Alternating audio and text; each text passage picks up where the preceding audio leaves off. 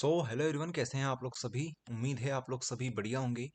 आज का video physics के लिए बहुत बहुत बहुत इंपॉर्टेंट होने वाला है। आज के एक ही वीडियो के अंदर हम लोग इतना सब कुछ कर लेंगे कि आप लोग 50 से 60% एक ही वीडियो में लेकर आ जाओगे। 50 से 60% की तैयारी आपको एक ही वीडियो में करा दी जाएगी। आप लोग सभी से उम्मीद करेंगे हम लोग कि इस वीडियो को आप लोग अंत तक देखेंगे। अंत तक अगर आप लोग देख लेंगे इस वीडियो को तो आप में इतना कॉन्फिडेंस आ जाएगा कि आपको एग्जाम से डर नहीं लगेगा।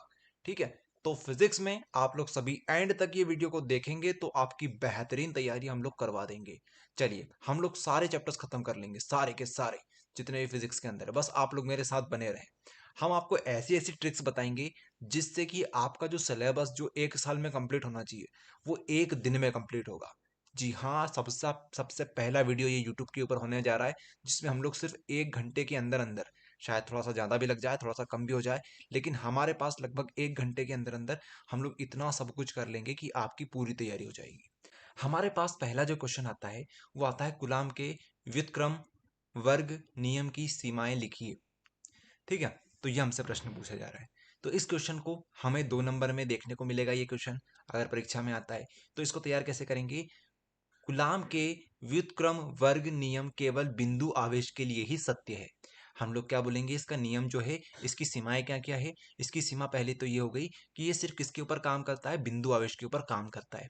दूसरा इंपॉर्टेंट बात क्या है, ये यह केवल उन आवेश के लिए ही सत्य है जो विराम अवस्था में होते हैं। तो परीक्षा में लिख के आ जाओगे, अगर 2 नंबर में आएगा तो क्या लिखोगे कि भैया पहली बात तो ये कि ये किसके लिए सत्य है, बिंदु आवेश के लिए सत्य है। दूसरी बात ये कि ये जो है ये विराम अवस्था में ही काम करता है, जो कि यहाँ केवल उन आवेश के लिए ही सत्य है जो विराम अवस्था में होते हैं। तो ये दो दो बात लिख के जाओगे तो आपको 2 नंबर मिल जाएंगे।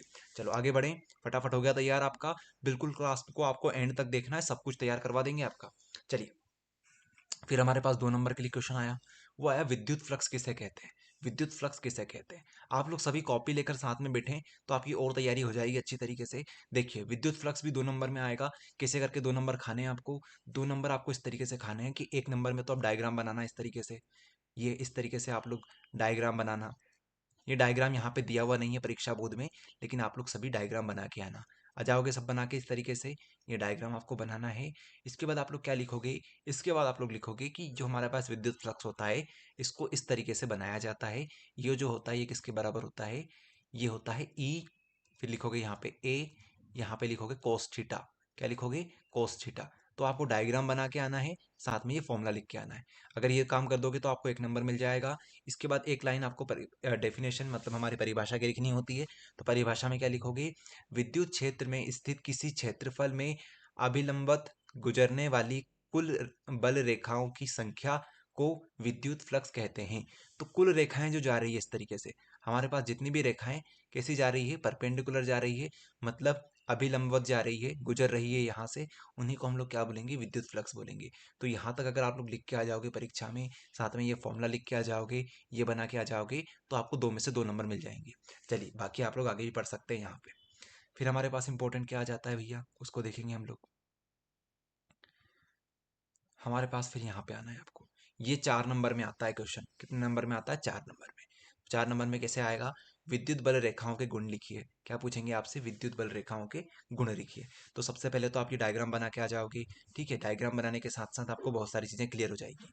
देखिए, विद्युत क्षेत्र रेखा रेखा के किसी बिंदु पर खींची गई स्पर्श रेखा उस बिंदु पर परिणामी तीव्रता की दिशा निर्धारित प्रदर्शित करती है।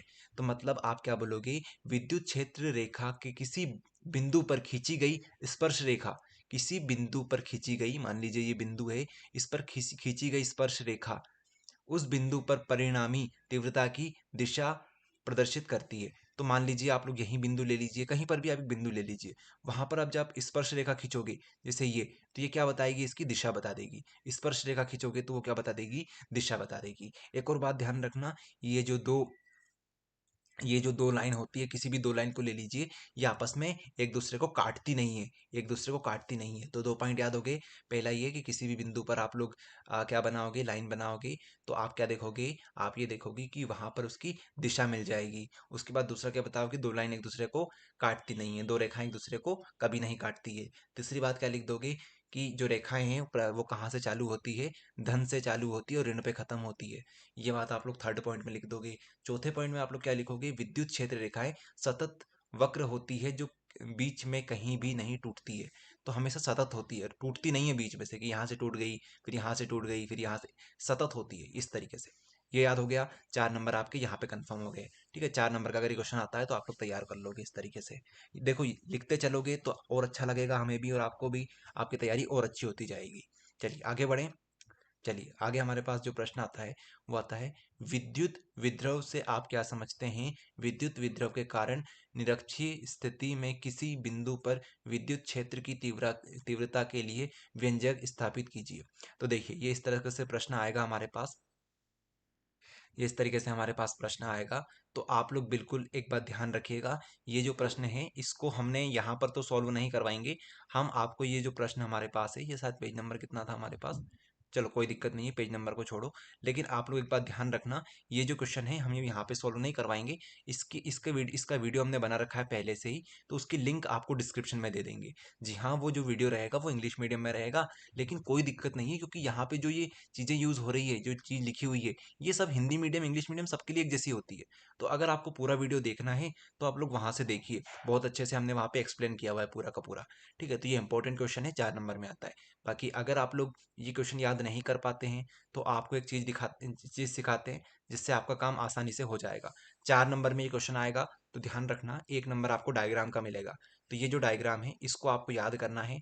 1 नंबर आपको डायग्राम का मिलेगा, 1 नंबर आपको मिल जाएगा लास्ट वाली लाइन का, ये वाली लाइन का, ये वाली लाइन का। ठीक है, 1 नंबर आपको ये वाली लाइन का मिलेगा। तो 1 नंबर यहाँ से पक गया आपका, 1 नंबर यहाँ से पक गया।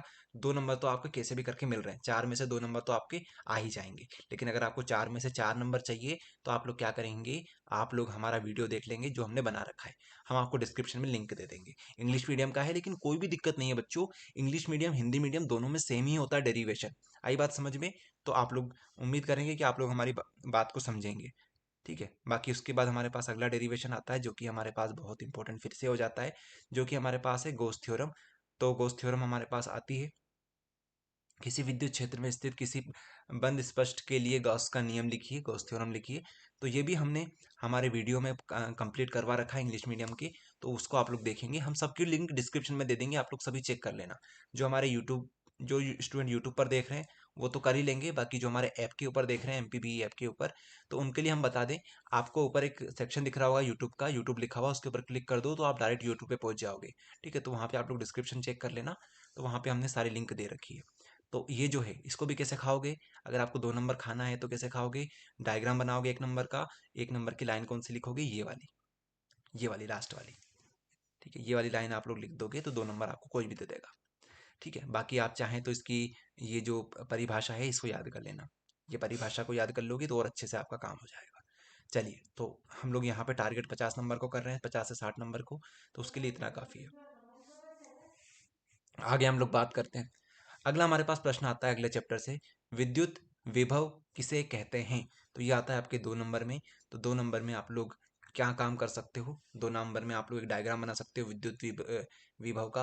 आप लोग बताओगे किस तरीके से, आप लोग बताओगे एक पॉइंट यहाँ बनाओगे, एक पॉइंट यहाँ पे बनाओगे, इसको बोलोगे ये इन्फिनिटी के ऊपर रखा हुआ है, ये हमारे पास ए के ऊपर रखा हुआ है।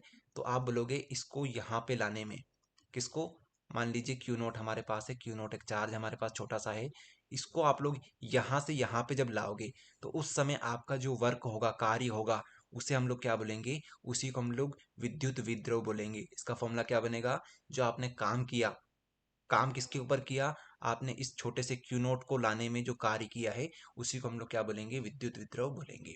ये कर लोगे याद, तो इस तरीके से आपको कितने नंबर मिल जाएंगे, 2 नंबर मिल जाएंगे। तो 1 नंबर डायग्राम का, साथ देखो इन दोनों को मिला के आपको 1 नंबर मिलेगा, इन दोनों को मिला के 1 नंबर इसका, 1 नंबर आप लोग ये डेफिनेशन याद कर लेना, कर लोगे आप लोग काम।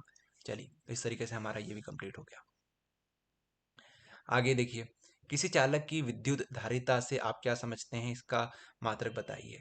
किसी चालक की विद्युत धारिता से आप क्या समझते हैं, किसी चालक की विद्युत धारिता आवेश की उस मात्रा के बराबर होती है जो उसके विभव में इकाई की वृद्धि कर देता है। इसका एसआई मात्रक फैराड होता है। तो ये भी आप लोग याद कर लेना, 2 नंबर के लिए महत्वपूर्ण है। इसके बाद हमारे पास अगला प्रश्न आता है, एक बिंदु आवेश के कारण किसी बिंदु पर विभव के लिए व्यंजक ज्ञात कीजिए। तो ये जो प्रश्न है, ये प्रश्न भी वैसा ही है जैसा हमने पिछले टाइम किया था। मतलब हमने जो लिंक दी है वीडियो में, उसी तरीके से ये वाला प्रश्न भी हो जाएगा। तो आप लोग इसको भी क्या करेंगे, ट्राई करेंगे, ठीक है। बाकी अगर आपको सिर्फ 2 नंबर चाहिए तो 2 नंबर में क्या करोगे, आपको अगर 4 में से 2 नंबर चाहिए तो डायग्राम याद करोगे, साथ में लास्ट वाला फॉर्मूला याद कर लोगे, तो आपके 2 नंबर मिल जाएंगे, ये वाला, ठीक है। तो हम आपको साथ साथ ये भी सिखा रहे हैं, अगर आपके पास कम समय है, पूरा डेरिवेशन नहीं करना है, तो आप लोग ये काम कर लो, डायग्राम बनाओगे, साथ में ये लिख दोगे। कितने नंबर मिल गए आपको, 2 नंबर मिल गए 4 में से। बाकी 4 में से 4 चाहिए तो डिस्क्रिप्शन में जाओ, पूरा वीडियो हमने वहां पर करवा रखा है। अब ये क्वेश्चन बहुत इंपॉर्टेंट है, बहुत बहुत बहुत इंपॉर्टेंट है, बहुत, ठीक है। तो इसकी भी हमने लिंक वैसे तो डिस्क्रिप्शन में दे रखी है, बाकी आपको हम लोग यहाँ पर भी बहुत आसानी से समझा देंगे, क्योंकि सरल है ये, सरल। तो इसमें आपको क्या करोगे, आपको यहाँ पे 4 नंबर में प्रश्न आएगा, तो आप सबसे पहले डायग्राम में याद करोगे, उसके बाद आप लोग ये याद कर लोगे, v इजिकल्स टू 0, ये याद कर लोगे। तो आपके 2 नंबर पक गए। अब आपके बचे 2 नंबर, 2 नंबर कैसे लाना है वो आपको सिखाते हैं। देखिए, हमको ये वाला फॉर्मूला याद करना है। ये वाला फॉर्मूला आप कैसे याद करोगे, पिछला वाला जो क्वेश्चन याद करवाया था उसमें आपका ये फॉर्मूला याद हो गया था। अब आप क्या बोलोगे, एक फॉर्मूला ये हो गया, आपने इसके लिए निकाल लिया। अब आप बोलोगे इसके लिए ये भी निकालेंगे तो इसके लिए ये आ जाएगा, तो दोनों को क्या करोगे, आप लोग जोड़ दोगे। तो ये जो रहेगा प्लस चार्ज, यहाँ पे प्लस चार्ज जो है, यहाँ पर प्लस क्यू है, यहाँ पे क्या है, यहाँ पे माइनस क्यू है। तो प्लस माइनस को जोड़ोगे तो क्या हो जाएगा, 0 हो जाएगा। तो जब आप लोग इसको जोड़ोगे, इसको जोड़ोगे, इसको जोड़ोगे, इसको जोड़ोगे, तो इससे ये पूरा कट जाएगा, आपके पास क्या बचेगा, 0 बचेगा। इस तरीके से ये वाला जो है 4 नंबर में आता है। आप लोग सभी समझ गए होंगे, इस तरीके से 4 नंबर आपके पक गए। इसके बाद हमारे पास ये वाला प्रश्न आता है, संधारित्र किसे कहते हैं, समांतर प्लेट संधारित्र की धारिता के लिए व्यंजक ज्ञात कीजिए।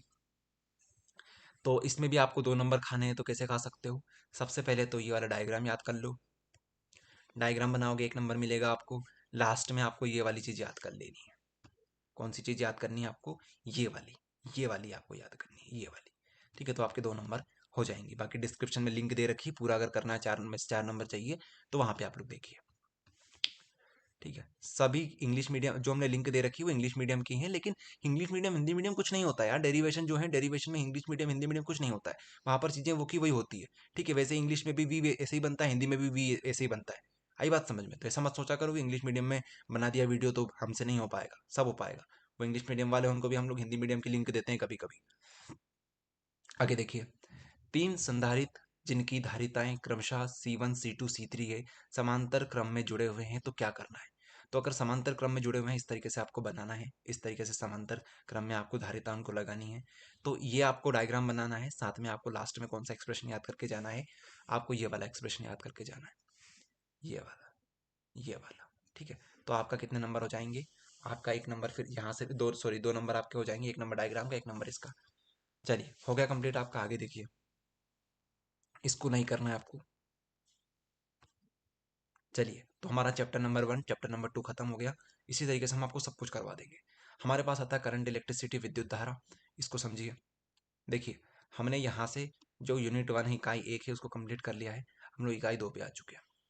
देखो कितनी आसानी से आपको करवा दिया हमने, है ना। इसे करवा देंगे सब कुछ। आगे देखिए, हमारे पास पहला आता है ओम का नियम।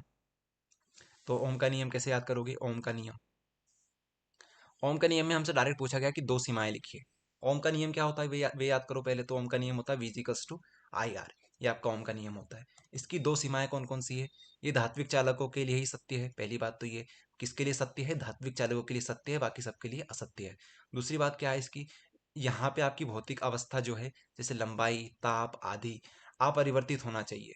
लंबाई, ताप, ये कैसे होना चाहिए, अपरिवर्तित होना चाहिए। परिवर्तन कर दिया आपने तो ये गलत हो जाएगा, परिवर्तन नहीं करना है आपको। तो ये याद कर लोगे, 2 नंबर आपके कंफर्म हो गए। किरचॉफ का नियम याद करेंगे हम लोग। किरचॉफ का वोल्टता का नियम कैसे याद करेंगे, तो इसको आपको 3 नंबर में आपको देखने को मिलेगा। तो 3 में से आपको 2 नंबर कैसे लाने हैं वो सिखाते हैं, फटाफट फटाफट। तो देखिए, आपको याद करना है इस तरीके से कि हम लोग आई और आर का गुणा करेंगे। सबसे पहले तो आई और आर का गुणा करेंगे, उसके बाद इनको सबको जोड़ देंगे। आई और आर का गुणा कर दिया आपने, उसके बाद इसको जोड़ दिया, ये जोड़ने का साइन होता है। समीशन मतलब जोड़ना। तो ये किसके बराबर आएगा, ये आएगा ई के बराबर। लेकिन ई को भी जब हम लोग जोड़ देंगे तो ये दोनों बराबर आएगा। अब ई क्या है, ई हमारे पास जो इसका नाम दे रखा है वो आपको याद करना है, वी वा बल होता है, वी वा बल होता है हमारे पास। आई हमारे पास क्या होता है वो याद करना है, ये हमारे पास क्या होता है, विद्युत धारा होती है। ठीक है, हमारे पास आर क्या होता है, प्रतिरोध होता है। तो आप क्या बोलोगे, प्रतिरोध का गुणा करेंगे, उसके बाद उसे जोड़ देंगे तो वो किसके बराबर आएगा, वो ई वा सॉरी वी वा बलों के बराबर आने वाला, जब उसको हम लोग जोड़ देंगे। तो अपनी भाषा में कुछ भी लिख के आ जाना परीक्षा में, छोड़ के मत आना, इसी को देख देख के अपनी भाषा में लिख के आ जाना यहाँ पे। आई बात समझ में, और ये लिख के आना है आपको। इतने में आपको 3 नंबर सब कोई भी दे देगा आपको। चलिए आगे बात करते हैं। यहाँ से हमारे पास महत्वपूर्ण प्रश्न बनता है, कौन सा है, ये हमारे पास किरचॉफ का पहला नियम है। किरचॉफ का पहला नियम, इसको कैसे याद करेंगे, किरचॉफ के नियम को आपको याद करना है किस तरीके से, डायग्राम चाहो तो बना देना इस तरीके से कि भैया सारे करंट जो हैं, इस तरीके से देखो, ये पॉइंट के ऊपर सारे वायर जो लगे हुए हैं हमारे पास, तार लगे हुए हैं, ये यहाँ से जा रहा है, आ रहा है, जा रहा है, आ रहा है, जा रहा है, इस तरीके से जो चाहो वो बना के आ जाना। ये करंट आ रहा है, ये जा रहा है, मान लीजिए करंट 1 है, करंट 2 है, करंट 3 है, करंट 4 है, करंट 5 है, और ये लास्ट में कौन सा है, करंट 6 है। तो जो आ रहा है इस पॉइंट की तरफ, ये जो आ रहे हैं, ये आ रहा है, ये इस तरफ आ रहा है, ये इस तरफ आ रहा है, इनको कैसे लिखेंगे, पॉजिटिव पॉजिटिव लिखेंगे, I5। और नेगेटिव किसको लिखेंगे, जो जा रहे हैं, जैसे ये जा रहा है तो I2 को नेगेटिव लिख दो, और कौन सा जा रहा है, ये जा रहा है तो इसको माइनस में लिखो, इसके बाद ये जा रहा है I6 तो इसको नेगेटिव में लिखो, इन सबको बराबर कर दो जीरो के। तो ये आपका क्या बन गया, ये आपका डायग्राम बना के आना है, उस तरीके से ये लिख के आना है। अगर ये लिख के आओगे तो 3 में से 2 नंबर आपको मिल जाएंगे। ठीक है, बाकी 1 नंबर लाना है तो आप लोग ये परिभाषा पढ़ सकते हो। चलिए आगे बढ़ें। आगे देखिए, ओमी एवं अनओमी प्रतिरोध को समझाइए। तो ओमी और अनओमी जो होते हैं उनको समझाना है आपको। तो ये भी आपका 3 नंबर में प्रश्न बनता है। तो आप बोलोगे कि V is equal to I R, किस में लिख के आओगे, इसमें लिख के आओगे, ये हमारे पास ओम लॉ होता है। ये क्या होता है, V is not equals to I R, इसमें लिख के आओगे, तो आपका 1 नंबर कंफर्म हो गया। दूसरा क्या बोलोगे कि यहाँ पे क्या होना चाहिए, यहाँ पर ताप, ताप और आपकी जो लंबाई चौड़ाई है, लंबाई हो गई, लंबाई हो गई वायर की, ये कैसी होना चाहिए, ये अपरिवर्तित होना चाहिए, अपरिवर्तित, अपरिवर्तित होना चाहिए, लिख लेना आप लोग सभी। यहाँ पे परिवर्तित हो सकती है। ठीक है, इस तरीके से आपको यहाँ पर आपको 2 नंबर खाने हैं, बाकी आपको और पढ़ना है तो और पढ़ सकते हो। यहाँ पे ओम का नियम आ जाए तो क्या करोगे, वही बात है, आपको एक ही चीज बार बार लिखवा रहे हैं, V is equals to I R लिख के आना है, इसके हिसाब से अपनी लाइन 2 4 लिख देना, बाकी आपको 2 नंबर मिल जाएंगे। यहाँ से 2 नंबर का प्रश्न बनता है। चलिए उसके बाद हम लोग जल्दी जल्दी कर रहे हैं ताकि हम लोग ज़्यादा समय वेस्ट ना करें। आगे देखिए, चालक के प्रतिरोध को प्रभावित करने वाले कारक के नाम लिखिए। चालक के प्रतिरोध, प्रतिरोध मतलब रेजिस्टेंस आर, इसको कौन कौन परिवर्तित करता है, तो लंबाई याद करेंगे, व्यास याद करेंगे, तापमान याद करेंगे। ठीक है, एल से लंबाई, व्यास मतलब एरिया, टेम्परेचर मतलब ताप। ठीक है, इस तरीके से याद करेंगे तो आपके 3 नंबर यहाँ से आपके कंफर्म हो जाएंगे। देखो 1 घंटे में आपको इतना सब कुछ करवा रहे हैं तो यार एक लाइक तो बनता है ना। आगे देखिए, किरचॉफ के नियम पर आधारित व्हीटस्टोन ब्रिज सेतु बनाइए। तो अगर आपसे व्हीटस्टोन ब्रिज पूछ ले तो सबसे पहले डायग्राम बना के आना, ये डायग्राम बना के आना, पक्का बना के आओगे सभी लोग, हाँ, ये डायग्राम बना के आना। उसके बाद लास्ट लाइन कौन सी लिख के आना, P/Q/R/S, ये लाइन लिख के आना, P/Q/R/S। तो ये 2 लिख के जाओगे तो आपको कोई भी 2 नंबर दे देगा 3 में से। फिर हमारे पास अगला प्रश्न आता है ये वाला, प्रतिरोध और विशिष्ट प्रतिरोध में क्या अंतर होता है। तो प्रतिरोध जो होता है, प्रतिरोध किस आर से रिप्रेजेंट करते हैं, सॉरी, प्रतिरोध को आर से करते हैं, और विशिष्ट प्रतिरोध को हम लोग रो से करते हैं, रो। तो ये एक सबसे पहले साइन बना के आ जाना, पहला डिफरेंस कि इसका साइन ये होता है, इसका ये होता है। फिर इसका जो मात्रक होता है ये होता है ओम मीटर, इसका सिर्फ ओम होता है। ठीक है, तो 1 पॉइंट ये 1 पॉइंट ये 2 याद हो गए। उसके बाद क्या लिख के आओगे, इसकी परिभाषा लिख के आ जाना, ये वाली, ये वाली परिभाषा लिख के आ जाना, तो आपके 3 नंबर कोई भी दे देगा आपको। ठीक है, ये आपका तैयार हो गया। चलिए उसके बाद आप लोग ये वाला छोड़ दीजिए, ये वाला छोड़ दीजिए, न्यूमेरिकल छोड़ दीजिए, ये छोड़ दीजिए। फिर हमारे पास ये वाला आता है प्रश्न। तो ये वाला प्रश्न जो है हमारे पास, ये भी महत्वपूर्ण प्रश्न है। तो आप लोग ये वाले प्रश्न को यदि करना चाहें तो हमने इसको शॉर्ट में लिख दिया यहाँ पे, यदि किसी तार को खींचकर दोगुना कर दिया जाए तो उसका प्रतिरोध भी दोगुना हो जाएगा, क्योंकि आर हमारे पास डायरेक्टली प्रोपोर्शनल होता है एल के। तो ये प्रश्न होता है, इसका उत्तर ये रहेगा। इसको भी आप लोग तैयार करेंगे, ये 2 नंबर में आता है। चलिए, इसके बाद एक क्वेश्चन आपके लिए होमवर्क रहेगा। होमवर्क ये रहेगा, इसको आप लोग तैयार करेंगे अपने अनुसार, ठीक है। जैसे हमने आपको सिखाया ट्रिक, उस तरीके से आप लोग इसको तैयार करेंगे, ये आपका होमवर्क है। आगे हम लोग बढ़ते हैं अध्याय 4 के ऊपर, जिसका नाम है गतिमान आवेश और चुंबकत्व। चलिए, मूविंग चार्ज एंड मैग्नेटिज्म को हम लोग प्रारंभ करते हैं। पहला प्रश्न आता है हमारे पास, जो कि हमारे पास 2 नंबर में आ सकता है, 3 में आ सकता है और 4 में आ सकता है, ठीक है। सभी में आ सकता है, 2, 3, 4। तो नाम है बायोसेवार्ट, बायोसेवार्ट का नियम। तो बायोसेवार्ट के नियम में आपको सबसे पहले डायग्राम बना के आना है, ये वाला याद करेंगे। इस तरीके से वायर बनाया, इस तरीके से लाइन खींची, यहाँ से आपने थीटा बनाया, यहाँ पे आपने छोटा सा लाइन एलिमेंट बना दिया, इसको बोल दिया डीएल, छोटा सा डीएल। इसके बाद इसका नाम दे दिया ए बी, और ये बना दिया हमने आपने पी। इसके बाद ये बनाने के बाद आप लोग क्या करोगे, यहाँ पे बनाने के बाद आप लोग डायरेक्ट फॉर्मूला लिख के आना, कौन सा वाला, ये ये वाला फॉर्मूला, ये वाला। अच्छा, ये वाला फॉर्मूला अगर आपने याद कर लिया, तो आप लोग ऊपर के जो 1 लाइन, 2 लाइन, 3 लाइन और अपन थ्योरी में लिख सकते हैं। तो हमारे 3 में से 3 नंबर मिल जाएंगे, 4 में से 4 नंबर मिल जाएंगे। देखो, इसी को देख देख के आपको ये 3 लाइन लिख सकते हो। कैसे लिख सकते हो, एक फॉर्मूला याद कर लिया तो, कि हमारे पास डीबी जो होता है वो होता है डीएल के बराबर। ये लिखा डीएल यहाँ पे। डीबी जो होता है वो किसके प्रोपोर्शनल होता है, साइन थीटा के। तो साइन थीटा यहाँ पे लिखा हुआ है। और क्या लिखा आपने, डीबी जो होता है वो इन्वर्सली प्रोपोर्शनल होता है आर स्क्वायर के। तो इन सबको जोड़ दो जरा, और यहाँ पे आई वाला भी लिख देना, कि डीबी जो होता है वो आई के भी डायरेक्टली प्रोपोर्शनल होता है। तो डीबी किसके बराबर हो जाएगा, के लिख दो। फिर इसको देखो, सबसे पहले आई लिखो, इसको देखो डीएल लिखो, इसको देख के साइन थीटा लिखो, फिर नीचे क्या लिख दो, आर स्क्वायर। तो आपको 4 में से 4 नंबर मिल जाएंगे। चलो, ये तैयार हो गया आपका। इसके बाद अमीटर और वोल्टमीटर में क्या अंतर होते हैं। तो अमीटर क्या करता है भैया, करंट को नापता है, और ये वोल्टेज को नापता है, ठीक है। तो करंट के लिए ये, वोल्टेज के लिए ये करंट के लिए, ये वोल्टेज के लिए, ठीक है। तो इस तरीके से आप लोग याद करेंगे। इसके बाद हम लोग यहाँ पे बता सकते हैं, एक आदर्श अमीटर का प्रतिरोध 0 माना गया है, इसका अनंत माना गया है। ये वाला याद कर लो आप लोग। इसका प्रतिरोध कम होता है, इसका प्रतिरोध ज़्यादा होता है, ये याद कर लो। इसे परिपथ में श्रेणी क्रम में जोड़ा जाता है, इसे परिपथ में समांतर क्रम में जोड़ा जाता है, ये याद कर लो। इसकी कुंडली के साथ समांतर क्रम में शंट जोड़ा जाता है, इसमें शंट जो नहीं जोड़ा जाता है। ऐसा याद कर लेना आप लोग, उल्टा सुल्टा, ठीक है। कर लोगे याद, कोई से भी 4 पॉइंट उल्टे सुल्टे कोई से भी याद कर लेना, 4 पॉइंट याद करके चले जाना बस। उसके बाद शंट वाला प्रश्न इतना इंपॉर्टेंट नहीं है, छोड़ो इसको। इसके बाद हमारे पास बायोट सेवर्ट का नियम आता है, इसको भी छोड़ो आप लोग, वहाँ पे करवा दिया, वही वाला कर लो। यहाँ पे सेंटर वाला इंपॉर्टेंट है हमारे लिए, ये तो इंपॉर्टेंट नहीं है। ये कौन सा है हमारे पास, 4 कुंडली वाला, ये महत्वपूर्ण नहीं है, इसको छोड़िए आप लोग। एम्पियर का नियम अगर कोई पढ़ना चाहे 2 नंबर के लिए, तो ये तैयार करो आप लोग सब। इसकी डेफिनेशन याद कर लो, इसका ये वाला या फॉर्मूला याद कर लो, ठीक है। उसके बाद फ्लेमिंग का दाएं हाथ का बाएं हाथ का नियम याद करो, करना चाहो तो कर सकते हो आप लोग, ये भी महत्वपूर्ण है। ये डायग्राम बना के आ जाना। उसके बाद हमारे पास दाएं हाथ का बाएं हाथ का दोनों नियम है, तो दोनों कर लो आप लोग। फिर आप लोग ये जो है, ये वाला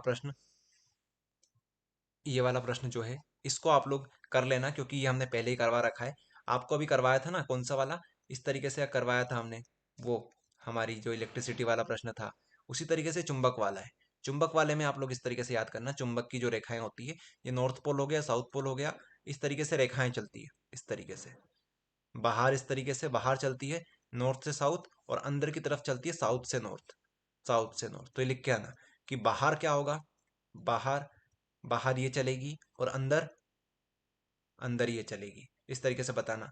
और 2 लाइन कभी भी एक दूसरे को काटती नहीं है, 2 लाइन एक दूसरे को काटती नहीं है। और क्या लिख के आओगे, कि हमेशा सतत होती है, ये कभी खत्म नहीं होती, टूटती नहीं है, सतत होती है। तो वो जो 4-5 लाइन आपको करवाई थी, वही आपको यहाँ पे छाप के आनी है, ओके। इसके बाद नर्म लोहा फौलाद, ये आप लोग कर लेना, मन से भी लिख सकते हो। बाकी आप लोग यहाँ से सब छोड़ देना, फिर अगले वाले चैप्टर पे आ जाना। विद्युत चुंबकीय प्रेरण, इलेक्ट्रोमैग्नेटिक इंडक्शन। तो विद्युत चुंबकीय प्रेरण जो होता है, उसकी परिभाषा याद करके जाना। कैसे याद करोगे, इस नियम के अनुसार प्रेरण विद्युत वाहक बल का मान चुंबकीय फ्लक्स के परिवर्तन की दर के अनुक्रमानुपाती होता है। यदि फ्लक्स परिवर्तन की दर एक समान बनी रहती है तो उत्पन्न विद्युत वाहक बल स्थिर होता है। तो इसका एक फॉर्मूला होता है, वो आपको आगे बता देंगे। बाकी ये वाली जो डेफिनेशन है आप लोग डायरेक्ट याद कर सकते हो।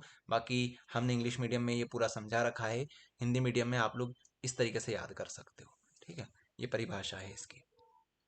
फॉर्मूला भी होता है इसका एक अलग से, लेकिन उसको बाद में करवा देंगे। अब ये वाला देखो, लेंज का नियम। ये बहुत महत्वपूर्ण प्रश्न है, ये आपसे 4 नंबर में पूछा जा सकता है।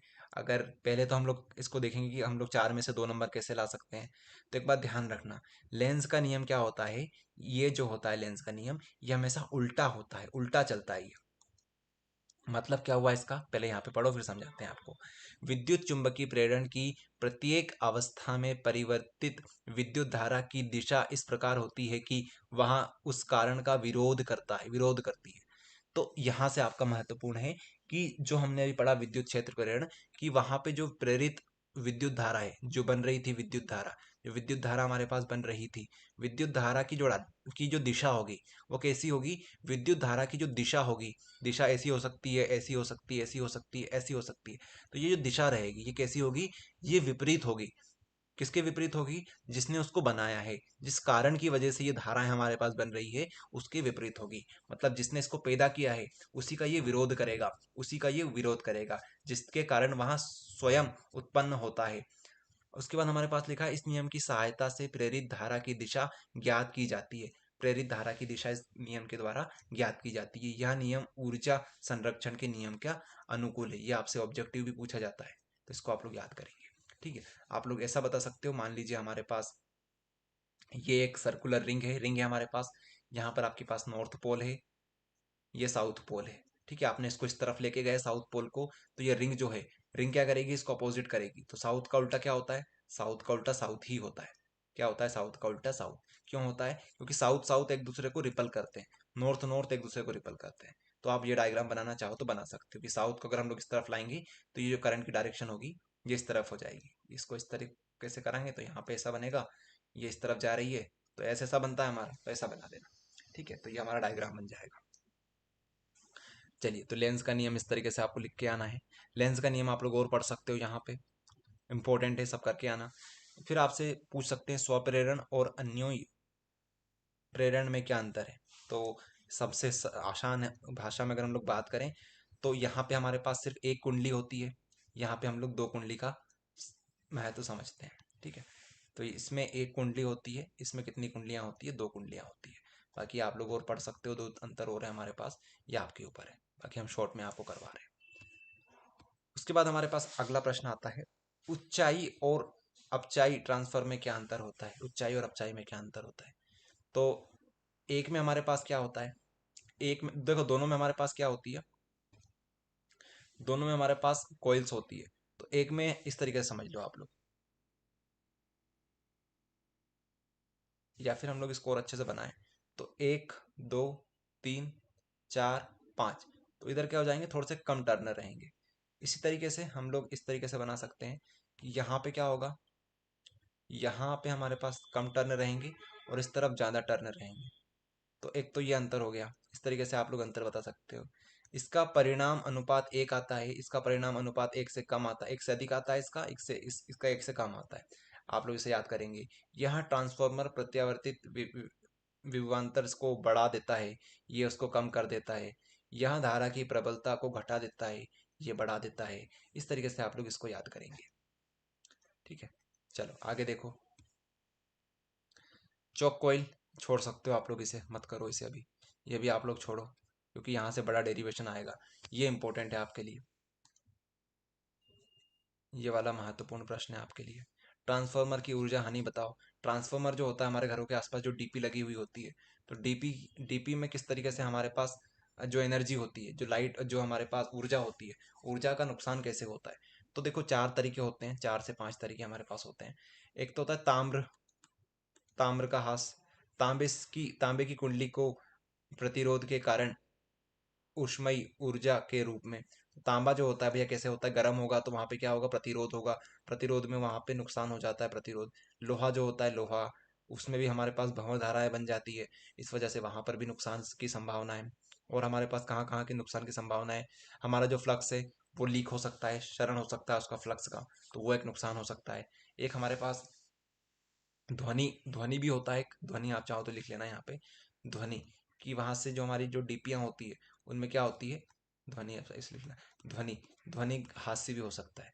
ध्वनि हास्य कैसे लिखेंगे आप लोग, ध्वनि हास्य का मतलब यहाँ पे ये है कि जो हमारी डीपी वगैरह होती है, ट्रांसफॉर्म जो होता है उसमें आवाज भी तो आती है, आवाज की वजह से भी वहां पे ऊर्जा का नुकसान होता है, ठीक है, घुन घुन ऐसी आवाज आती है वहां पे, तो इस वजह से यहाँ पे नुकसान हो जाएगा इसका भी।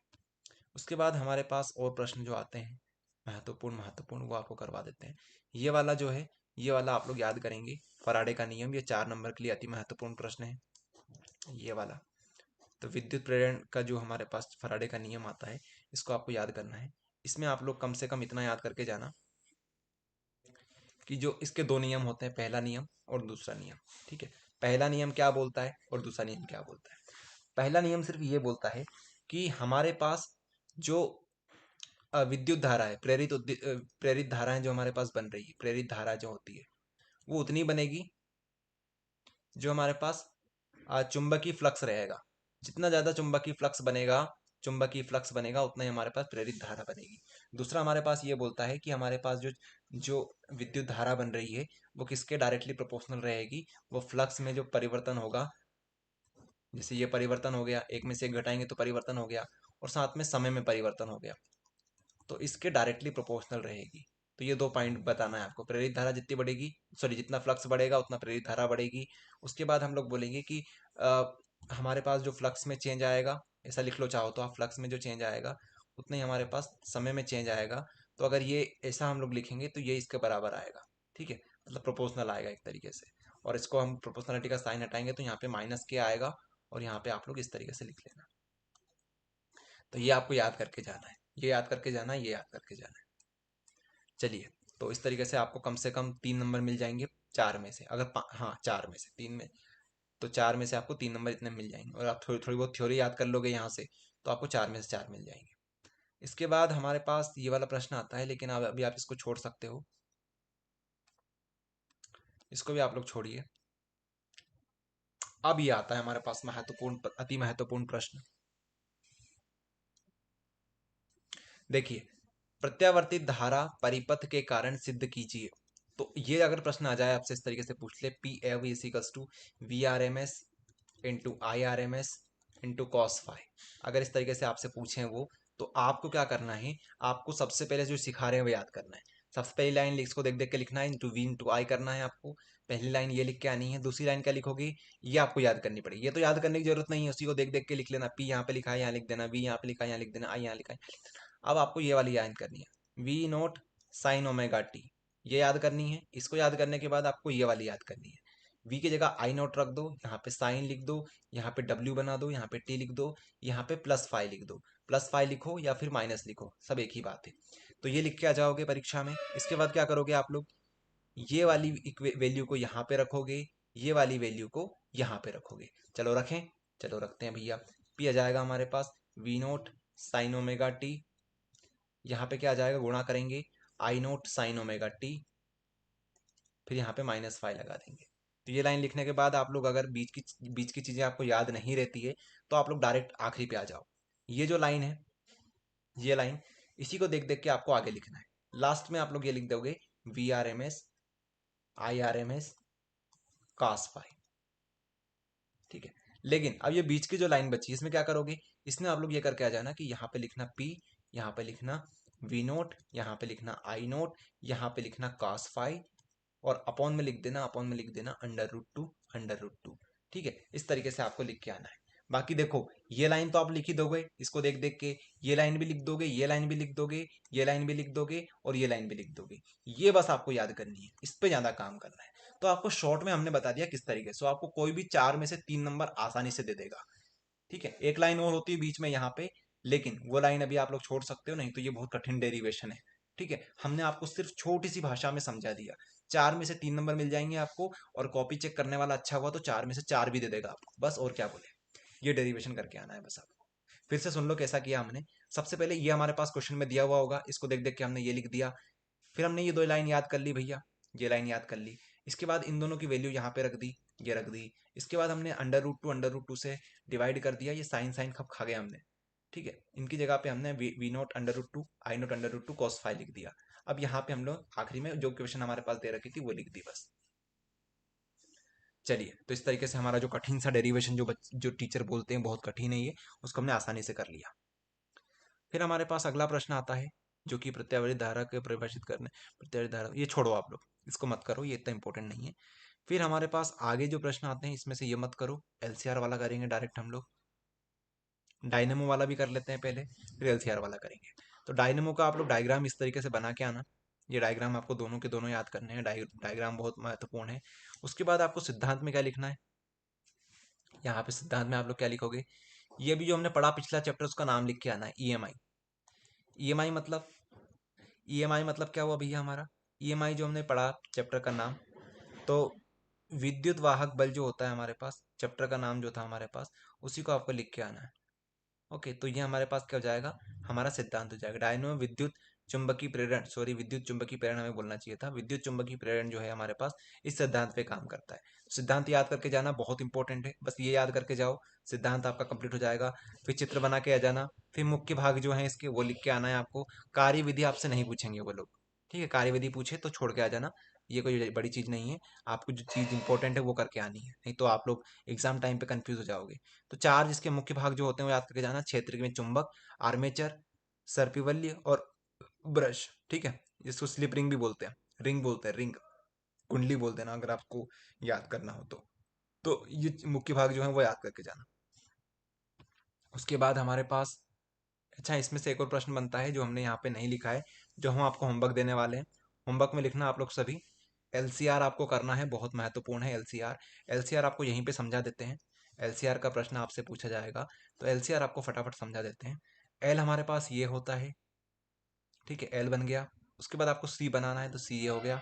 आर हमारे पास रेजिस्टेंस होता है, ये बनाना है, ठीक है। इस तरीके से आपको डायग्राम बना के आना है। इसके बाद आपको यहाँ पे इस तरीके से करना है, यहाँ पे इस तरीके से करना है, यहाँ पे प्लस, यहाँ पे माइनस, ये आपका एल, ये आपका सी, यहाँ पे आर, ठीक है। इस तरीके से बना के आना है, एक नंबर आपको ये मिल जाएगा। दूसरा नंबर आपको याद करना पड़ेगा, वी जो होता है वो आपको निकालना है। उसके बाद आपसे जेड एल सी आर पूछेंगे, वो निकालना है। इसके बाद आपसे एक फाइव पूछेंगे, वो निकालना है। तो एक दो तीन चार नंबर आपको इस तरीके से मिलेंगे, तो आप एक नंबर यहाँ से ले जाओगे। एक काम करेंगे, एलसीआर का जो हमारे पास लिंक है, लिंक आपको दे देंगे डिस्क्रिप्शन में लिंक दे देंगे, तो वहां से आप लोग तैयार कर लेना। आपको ये तो समझा दिया ना, हिंदी मीडियम इंग्लिश मीडियम कोई दिक्कत वाली बात नहीं है। आपको डायग्राम ये बना के आना है, वी लिख के आना है, जेड एल सी आर पूछेंगे और आपसे फाइव पूछेंगे, ये चार चीजें आपसे पूछेंगे वो लोग, तो आपको बना के आना है, ठीक है। तो ये आपका होमवर्क भी है, साथ में डिस्क्रिप्शन में लिंक है, उसको आप लोग देखेंगे। चलिए आगे हमारे पास रे ऑप्टिक्स आती है। रे ऑप्टिक्स में से हम लोग महत्वपूर्ण महत्वपूर्ण पे ध्यान देंगे ज़्यादातर, तो ये आपको नहीं करना है। ये आपको करना है, अपवर्तांक की परिभाषा लिखिए, तो आप लोग फॉर्मूला याद करना, साथ में ये जो चीज़ लिखी हुई है इसको आप लोग डायरेक्ट याद कर लेना। उसके बाद हमारे पास महत्वपूर्ण प्रश्न जो आएगा उस पर हम लोग ज़्यादा ध्यान देंगे। ये भी हमारे पास महत्वपूर्ण प्रश्न है, इसको भी आप लोग कैसे याद करोगे, डायग्राम की तरह से याद करोगे। सबसे पहले तो आप लोग ये जो प्रकाश की उत्क्रमणीयता है जो लिखा है सिद्धांत, इसका सिद्धांत में आप लोग सबसे पहले तो डायग्राम याद करना, ये वाला। ये डायग्राम याद करने के बाद आपको क्या करके आना है, आपको ये वाले जो फॉर्मूला भी हमने ऊपर याद किया था उसी का हम लोग उसी को करने वाले हैं। तो ये देखो, ये वाला और ये वाला, ये दोनों एक दूसरे के जस्ट अपोजिट है। दोनों का गुणा करेंगे, दोनों का गुणा करेंगे तो हमारे पास ये आ जाएगा। और इसी तरीके से हमें इसको प्रूव करना है कि ये दोनों एक दूसरे के कैसे होते हैं, अपोजिट होते हैं। दोनों का गुणा करेंगे तो एक आएगा, बस इस तरीके से करके आना है। उसके बाद हमारे पास ये वाला प्रश्न भी आता है जो कि महत्वपूर्ण तो है, लेकिन अभी आप इसको छोड़ सकते हो, इतना महत्वपूर्ण नहीं है। फिर ये वाला महत्वपूर्ण है आपके पास, ये बहुत सरल भी है वैसे तो देखा जाए तो, ये सरल भी है और महत्वपूर्ण भी है। देखिए, आपको बोलेंगे कि दो लेंस को जोड़ दो, दो लेंस को कंबाइन कर दो, तो आप क्या करोगे, एक लेंस ये हो गया, एक लेंस ये हो गया, दोनों को जोड़ दिया। तो आपको बोलना पड़ेगा कि भैया अब यहाँ पे आप एक काम करना, डायग्राम को अच्छे से बनाना, इसको बोल दो ओ, इसको बोल दो I1, इसको बोल दो हमारा मेन आई। फिर डायग्राम कैसे बनाओगे कि यहाँ से भैया लाइन चली होगी, इससे टकराई होगी, इससे टकराने के बाद इसको कहाँ जाना चाहिए था, यहाँ पे जाना चाहिए था, लेकिन ये जब इससे टकराई होगी, ये टकरा के यहाँ पहुँच गई होगी। तो इस तरीके से आप लोग बनाओगे। इसके बाद लास्ट में एक लाइन लिख के आना, 1/f equals to 1/f equals to 1/f1 plus 1/f2। तो ये तो आपको प्रश्न में भी दे रखी होगी, इसी को आपको प्रूफ करना रहेगा। तो आप लोग और क्या कर सकते हो, ये दो चीज़ तो आपको लिख के आनी आनी है ताकि 2 नंबर आपको मिल ही जाए। उसके बाद आप लोग और दो चीज़ें हैं जो कर सकते हो, ये जो है ये फॉर्मूला याद कर सकते हो। इस तरीके से आप लोग थोड़ा सा और बड़ा चढ़ा के लिख के आना, तो आपको पूरे में से पूरे नंबर मिल जाएंगे। यहीं तक लिख के आना है आपको, बस यहाँ तक। चलिए, तो ये आपका एक तरीके से और होमवर्क हो गया। डिस्क्रिप्शन में लिंक दे देंगे, किसी को पूरा समझना है तो वहां से समझ सकता है। हाइजन का प्रिंसिपल आएगा आपके पास, तो इसको आप लोग यहाँ से देखेंगे। 3 आपको पॉइंट लिख के आना है हाइजन प्रिंसिपल में। हाइजन का प्रिंसिपल जो है वो बहुत सरल है। अगर देखा जाए तो 4 नंबर में आता है, तो मान के चलना किस्मत बहुत अच्छी है आपकी। देखिए, सबसे पहले एक पॉइंट बनाना। पॉइंट के बाद ऐसा बनाना कि इस तरीके से हमारे पास एक क्या बनेगा, सर्कल बनेगा। और हर सर्कल के ऊपर फिर एक और सर्कल बनेगा। हर पॉइंट के ऊपर आप जितने पॉइंट यहाँ पे बनाओगे, चाहो तो इतने सारे पॉइंट बना सकते हो। हर पॉइंट के ऊपर एक और पॉइंट बनेगा, इस तरीके से। अब ये जो पॉइंट है, इसके ऊपर भी एक पॉइंट बनेगा, इसके ऊपर भी एक पॉइंट बनेगा, इसके ऊपर भी एक पॉइंट बनेगा।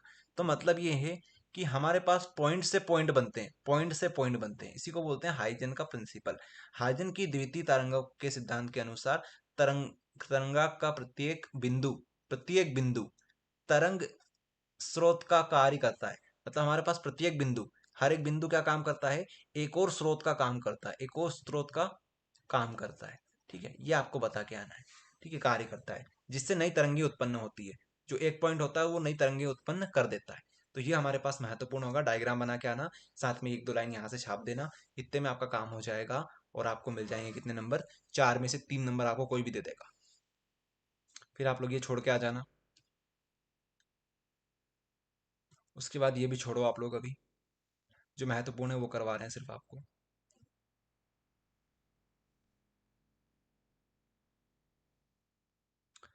फिर उसके बाद हमारे पास जो महत्वपूर्ण आता है, ये महत्वपूर्ण है। इसको आप लोग करिएगा, डायग्राम बनाइएगा। इसके बाद इसी तरीके से हमने जो पुराना वाला किया था ना, वैसे ही आपको यहाँ पे करना है। बस गुणा करना है, डरना वाली बात नहीं है। बस गुणा करते जाना, आखिरी में एक आ जाएगा आपका। बहुत मजेदार प्रश्न है वो वाला। तो ये भी इंपॉर्टेंट है। टोटल इंटरनल रिफ्लेक्शन इसको इंग्लिश में बोलते हैं, हिंदी में बोलते हैं पूर्ण आंतरिक परिवर्तन। तो महत्वपूर्ण है ये, इसको भी आप लोग कर लेना। उसके बाद आपको ये छोड़ना है, ये छोड़ना है। ये वाला जो है आपका, ये भी आप लोग छोड़िए, ये भी आप लोग छोड़िए। ये करना चाहें तो आप लोग अंतर पढ़ लेना, इनके अंतर बहुत महत्वपूर्ण है। बाकी जो हम आपको महत्वपूर्ण बता रहे हैं वो ये वाले थे। अब कुछ डेरिवेशन, ये जो हमारे पास अभी खत्म हुआ इस चैप्टर में हमारे पास 3 और डेरिवेशन है। सॉरी, हाँ डेरिवेशन, वे डेरिवेशन ही बोलना चाहिए। डेरिवेशन है हमारे पास, 3 और डेरिवेशन है, जिसके हम लोग लिंक कहाँ दे देंगे, डिस्क्रिप्शन में दे देंगे। 3 से ज़्यादा भी हो सकते हैं, 3-4 हो सकते हैं। तो हम उसकी लिंक कहाँ दे देंगे, डिस्क्रिप्शन में दे देंगे। आप लोग हिंदी मीडियम इंग्लिश मीडियम वाले कोई भी हो, उसको पढ़िएगा। चलिए, अब हमारे पास अगला चैप्टर आता है, radiation and dual nature of matter.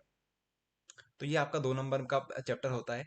तो आप लोग यहाँ से क्या याद कर सकते हो, यहाँ से हमारे पास जो हाईलाइट कर रखे हैं उनको पढ़िएगा। 2-2 नंबर के आपसे प्रश्न पूछेंगे, बहुत आसान है ये। तो आप लोग ये आप कर सकते हैं, कोई बड़ी चीज़ नहीं है। जो हमने हाईलाइट कर रखे हैं उनको आप लोग पढ़िएगा। और ज़्यादा आपको कुछ करने की ज़रूरत नहीं है, 4-5 प्रश्न पढ़ के जाना इसके स्टार्टिंग के ही। फिर आप लोग बाकी छोड़ देना, ये सब छोड़ के आ जाना। ये मत करना, 4-5 में से एक प्रश्न आ जाएगा तो किस्मत, नहीं तो जय श्री राम, छोड़ देना इसे।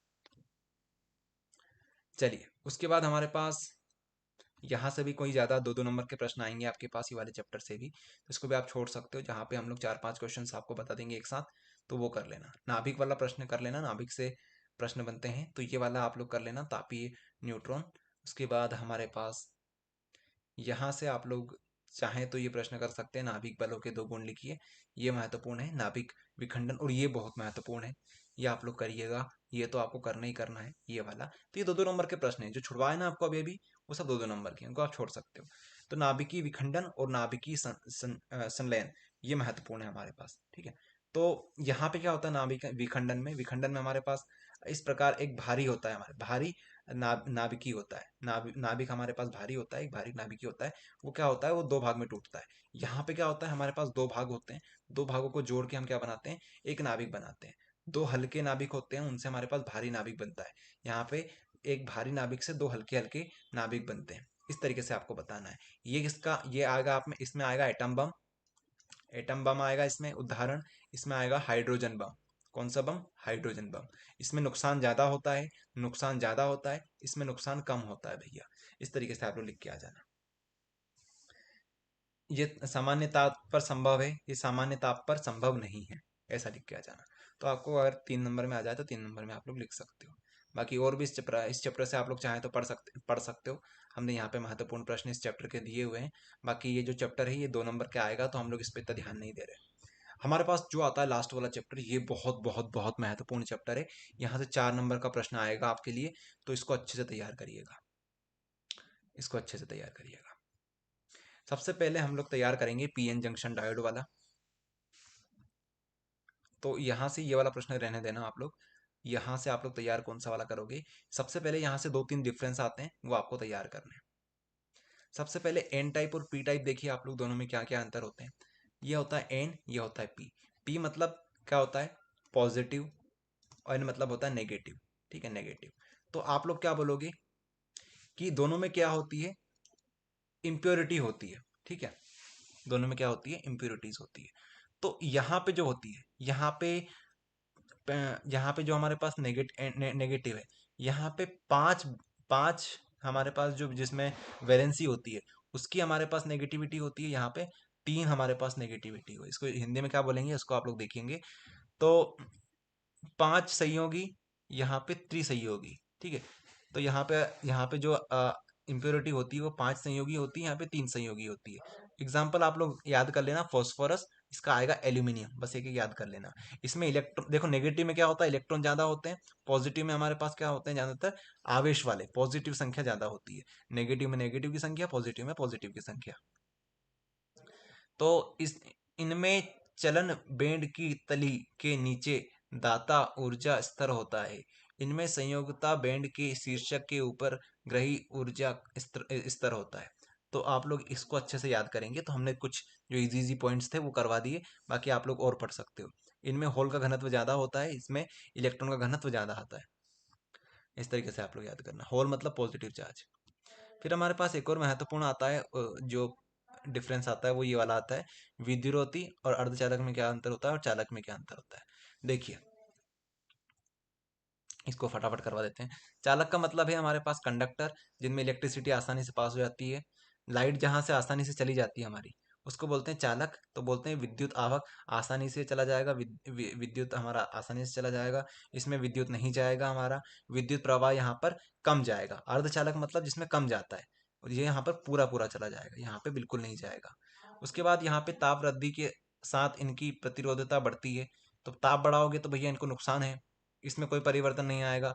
इसमें क्या होगा? इसकी ताप वृद्धि के साथ साथ इनकी प्रतिरोधकता घटती है, इनमें भी घट जाएगी। ओके, इस तरीके से आप लोग इसको याद करोगे। उसके बाद और क्या याद कर सकते हैं? इसमें आवेश वाहक इलेक्ट्रॉन होता है, इसमें कोई भी नहीं होता है। इनमें आवेश व इलेक्ट्रॉन व होल होते हैं। आवेश वाहक कौन होते हैं? इलेक्ट्रॉन व होल होते हैं। इस तरीके से आप लोग याद करोगे।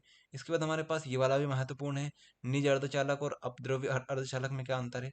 तो आप लोग इसको भी पढ़ेंगे।